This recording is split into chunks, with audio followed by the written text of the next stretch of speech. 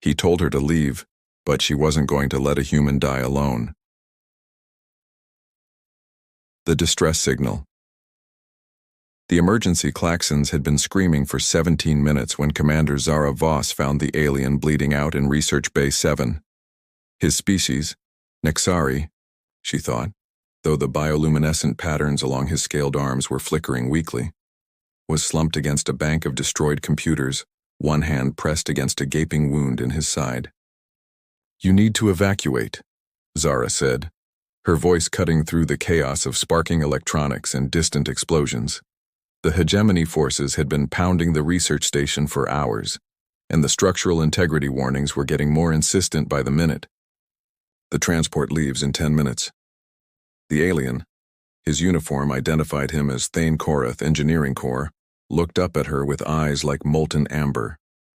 When he spoke, his voice carried the melodic undertones typical of his species, though pain made it rough around the edges. "Commander Voss, I cannot leave the quantum resonance chamber unattended. The cascade failure would what? Level half the moon?" Zara interrupted, crouching beside him to assess his injuries.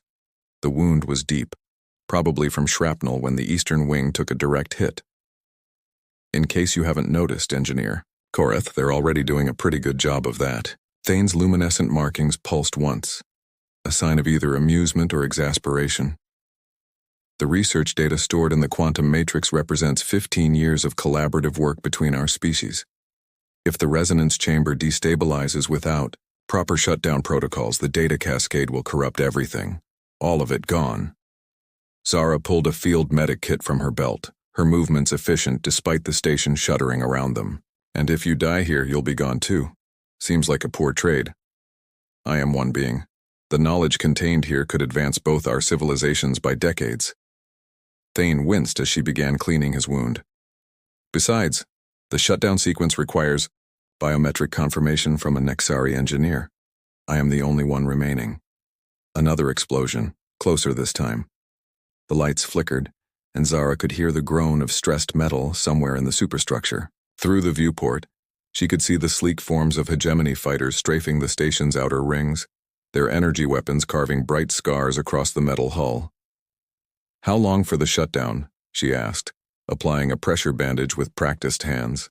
47 minutes, assuming no complications." Thane's breathing was labored but steady. "The transport will be long gone."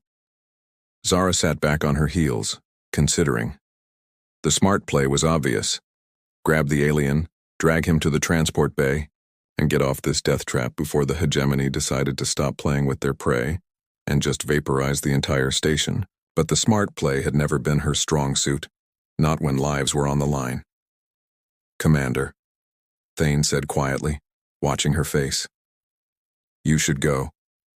There is no logic in both of us dying for this." "Maybe not," Zara agreed, then stood and activated her comm unit. "Transport Alpha 7, this is Commander Voss. Continue evacuation without me. I'm staying behind to assist with critical shutdown procedures." The response came immediately, crackling with static from the interference. "Commander, that's not advisable. Our window is closing fast." "Understood. Get our people clear. That's an order." She cut the transmission before anyone could argue, then looked down at Thane. "All right, Engineer, tell me what you need." If Thane was surprised by her decision, his alien features didn't show it. But his bioluminescent markings brightened noticeably, shifting from the pale blue of distress to something warmer. "The main control console is 3 levels down in the core chamber. The lifts are offline, but there are maintenance shafts." "Can you walk?" Thane struggled to his feet, leaning heavily against the wall. "With assistance, yes, but Commander, I must ask, why are you doing this? Your own military protocols would dictate immediate evacuation." Zara helped him toward the door, supporting his weight as they moved into the corridor. Emergency lighting cast everything in hellish red, and the air tasted of smoke and ozone. "Because 15 years of research isn't the only thing worth saving here. And because if our positions were reversed, I hope you'd be stubborn enough to stay too." They made their way through the station's dying corridors, past laboratories where brilliant minds from a dozen worlds had worked side by side to push the boundaries of science. Now those same labs were tombs of twisted metal and shattered dreams, their contents scattered by the hegemony's relentless assault. The maintenance shaft was a tight squeeze, especially with Thane's injury, but they managed to descend 2 levels before the next wave of attacks hit. The station bucked like a living thing in pain, and Zara heard the distinctive whine of hull breaches somewhere above them. Atmospheres venting on the upper levels, she observed, reading the data scrolling across her wrist display. We've got maybe 30 minutes before structural collapse. The shutdown requires 47 minutes, Thane reminded her, his voice tight with pain and something that might have been regret. Then we'll have to be creative. Zara helped him out of the shaft into the core level. The quantum resonance chamber dominated the space, a massive crystalline structure that hummed with barely contained energy. Even she could feel the power radiating from it, making her skin tingle with static electricity. Thane limped to the central console, his hands dancing over controls that seemed to respond to his bioelectric field as much as his touch. The Nexari had always been gifted with technology, their nervous systems naturally interfacing with their quantum-based systems in ways humans still didn't fully understand. I can compress some of the procedures, he said, amber eyes reflecting the chamber's pulsing light. Perhaps reduce the time to 35 minutes, but no less. The quantum matrices require specific resonance intervals or the cascade failure becomes inevitable. Zara nodded, checking her chronometer. They had 28 minutes before her calculations suggested total structural failure. Do what you can. I'll see if I can buy us some time. She left Thane at the console and made her way to the emergency controls, accessing the station's defensive systems. Most were offline or destroyed, but she found something useful. The emergency bulkhead system was still operational. If she could seal off the damaged sections, it might slow the station's death spiral long enough for Thane to finish his work. The next 20 minutes passed in a blur of desperate improvisation. Zara rerouted power from non-essential systems, sealed hull breaches with emergency foam, and even managed to get one of the point defense turrets online long enough to discourage a particularly aggressive hegemony fighter. Meanwhile, Thane worked, his magic at the quantum console, his bioluminescent markings now blazing with concentration as he guided the massive energies toward a controlled shutdown. The chamber's hum gradually decreased, its crystalline structure shifting from brilliant white to a gentler blue. "Commander," Thane called out, his voice barely audible over the station's death rattles. "The primary matrix is stable, but I need another 8 minutes for the secondary array." Zara looked at her display. They had 6 minutes, maybe 7 if they were lucky.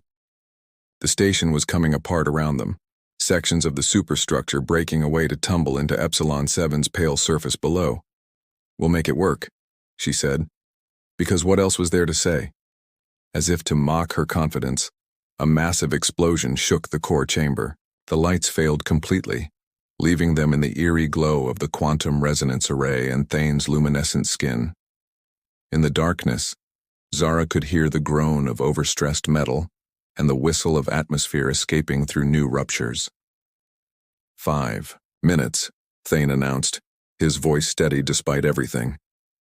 Zara activated her emergency beacon, sending a final transmission into the void.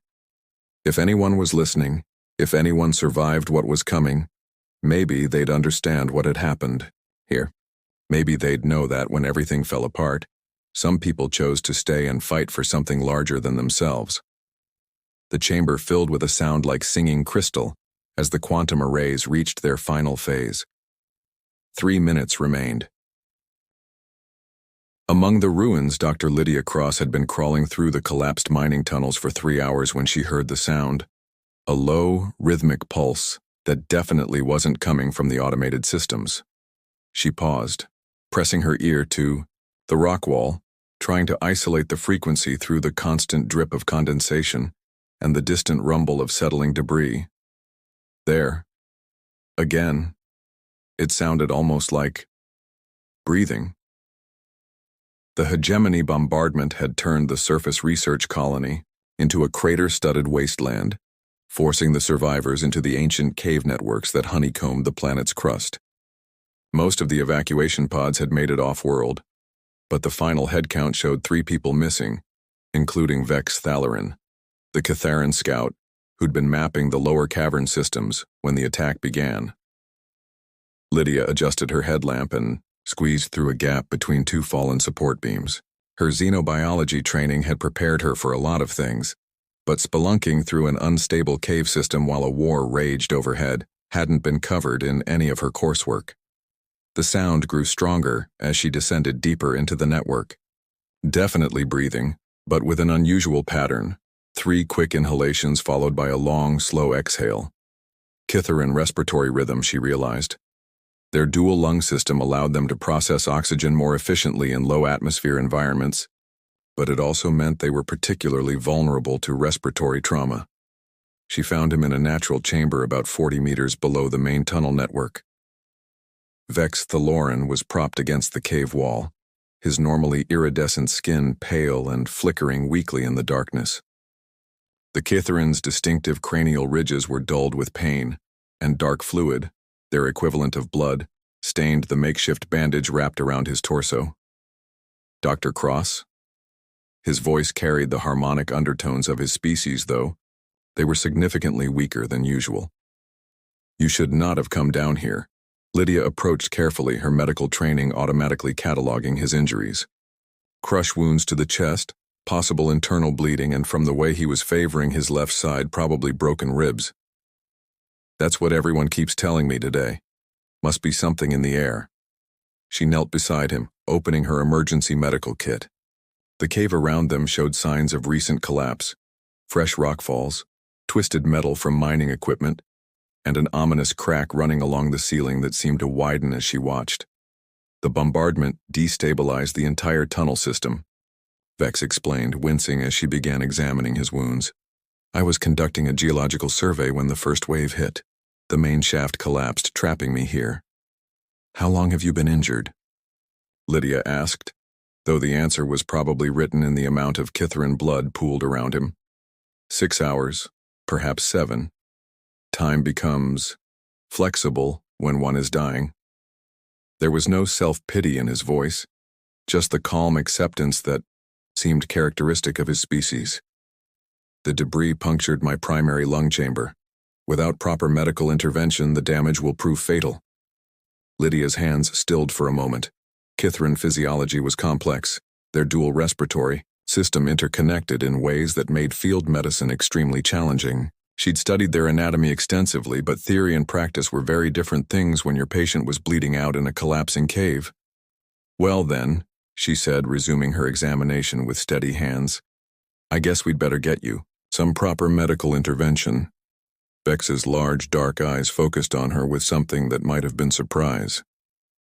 Dr. Cross, you must understand. Even if you successfully treat my injuries, the cave system is unstable. The bombardment continues above us.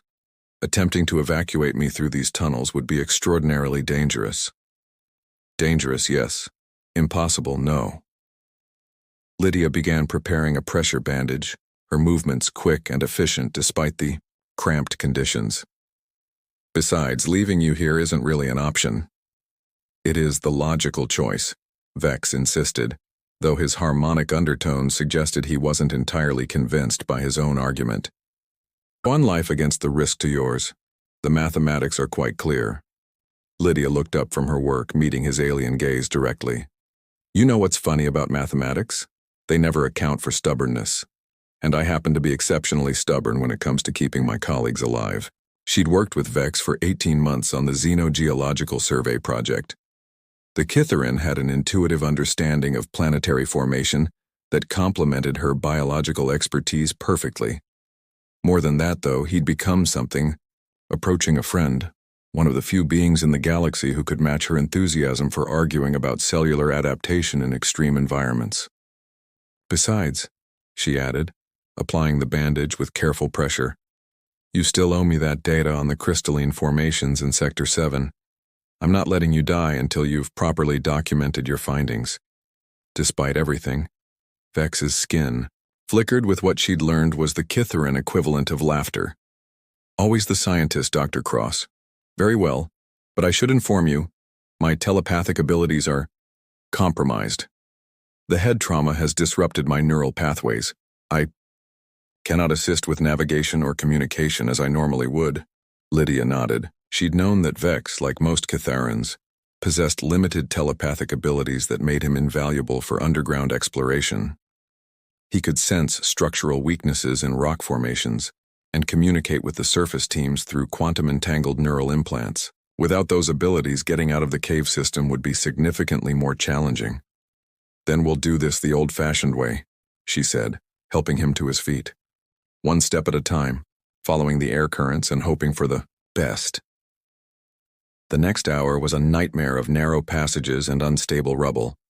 Vex could barely walk, leaning heavily on Lydia as they navigated through spaces barely wide enough for one person. Every few minutes, another tremor would shake the caves as ordnance detonated somewhere above them, sending cascades of loose stone tumbling down the passages. They were resting in a wider chamber when Vex suddenly stiffened, his skin patterns flickering rapidly. "Dr. Cross," he said urgently, "we need to move now." "What is it? Are you picking up something telepathically?" "No, geologically. The vibration patterns in the rock. There's going to be another major collapse very soon." He struggled to stand, pain evident in every movement. "This entire section is compromised." Lydia helped him up, but even as they started moving, she could feel it too. A deep, bone-deep rumbling that seemed to come from the planet itself. The cave around them groaned ominously, and dust began raining down from the ceiling. They had maybe minutes before the whole network came down. "There," Vex pointed with one shaking hand toward a narrow fissure in the far wall.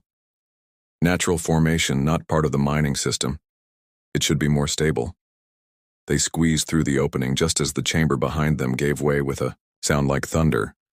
The fissure led upward at a steep angle, and Lydia could feel a faint current of fresher air flowing down from somewhere above. "Surface access," she said, hope creeping into her voice for the first time in hours. But Vex was flagging badly. The exertion had reopened his wounds, and his breathing was becoming increasingly labored. The dual lung system that gave Catharans, their endurance was working against him now. The damaged chamber was failing, putting increased strain on the remaining healthy tissue. "Leave me," he said quietly as they paused at a particularly steep section. "I cannot continue at the pace required." "Not happening," Lydia replied firmly. She rigged a makeshift harness from her equipment straps and began the slow, exhausting process of hauling Vex up the incline. Her muscles screamed in protest, but she kept climbing, one handhold at a time. The bombardment above them was intensifying. Through cracks in the stone, she could see flashes of energy weapons and the occasional shower of debris from the surface. Whatever was happening up there, it wasn't good. They emerged into a partially collapsed maintenance tunnel that Lydia recognized from the colony schematics. They were close, maybe a kilometer from the emergency shelter where the other survivors had gathered. "Dr. Cross," Vex's voice was barely a whisper now. "I need to tell you something. The geological surveys, we found something, deep in the planet's core. The hegemony, they're not just attacking the colony, they're after what we discovered."